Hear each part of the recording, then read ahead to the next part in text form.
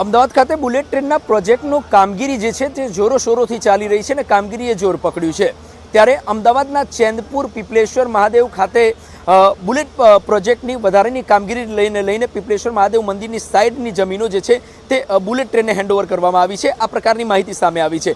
પાછળના દ્રશ્ય બતાવીએ। આ વહેલી સવારથી જ આ કામગીરી જે છે તે બુલેટ ટ્રેનના પ્રોજેક્ટને લઈને કામગીરી ખાસ કરીને કરવામાં આવી રહી છે। પીપલેશ્વર મહાદેવ મંદિરના બાજુમાંથી જ જે છે આ જમીનની જગ્યા ઉપર ખાસ કરીને કામગીરી હાથ ધરવામાં આવી છે। હાલાકી ગુજરાતમાં બુલેટ ટ્રેનના પ્રોજેક્ટની કામગીરી અમદાવાદ સહિત તમામ જે જિલ્લાઓમાં કામગીરીએ જોર પકડ્યું છે।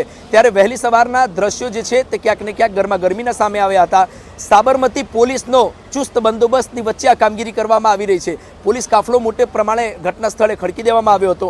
સ્થાનિક પબ્લિક અને પોલીસ પણ આમને સામને આવી હતી। સ્થાનિક વ્યક્તિ છે જિગ્નેશભાઈ, તેમનું નામ છે, એડવોકેટ પણ પોતે છે।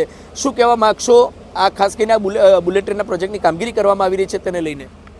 બુલેટ ટ્રેનના પ્રોજેક્ટમાં કામગીરી કરવામાં આવી છે, પણ આ બુલેટ ટ્રેનના પાછળનો ભાગ છે। એમાં બુલેટ ટ્રેનના જો આટલી જગ્યા છોડવામાં આવે તો કોઈ નુકસાન થાય એવું નથી, પરંતુ બુલેટ ટ્રેનના જે સાહેબો ખરા, ઉપરના અધિકારીઓ ખરા, એ અહમમાં આવી ગયા છે, ખોટા વહેમમાં આવી ગયા છે અને ભગવાન માટેની જગ્યા જે છોડવાની છે એ છોડતા નથી અને આ રીતે પોલીસ સાથે ઘર્ષણ કરાવી અને કબજો ગેરકાયદેસર લેવાની કોશિશ કરી રહ્યા છે।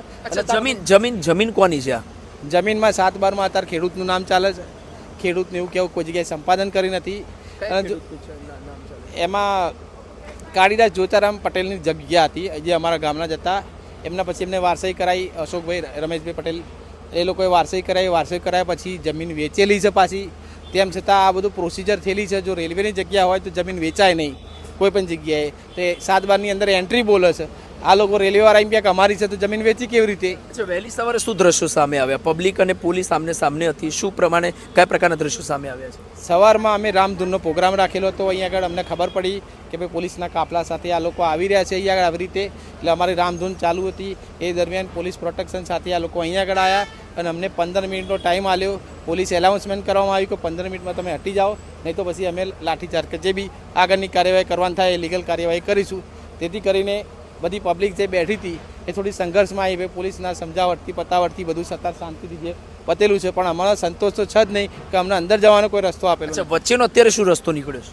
વચ્ચેનો રસ્તો અત્યારે હાલ હવે અમને બધા 5 ફૂટનો રસ્તો જે અત્યારે હાલ આપ્યો આટલો કે 5 ફૂટમાં થઈને તમે મંદિરમાં જઈ શકો છો, બરાબર। બીજો કોઈ અમને રસ્તો આપેલો નથી। મંદિરને કોઈ નુકસાન કરવામાં નહીં આવે? મંદિરની તો ઓલરેડી જગ્યા સંપાદનમાં છે જ નહીં। જે હાલે નવું સંપાદન કહે છે અને સંપાદનની કોઈ કાર્યવાહી પૂરી થયેલ નથી। ગુજરાત ગવર્મેન્ટે સંપાદનની કાર્યવાહી કરવી પડે, પહેલાં પોઝિશન લેવું પડે, પોઝિશન લે પછી બુલેટ ટ્રેનને જે તે સંસ્થાને આપવી પડે, પણ આખી એ પ્રોસિજર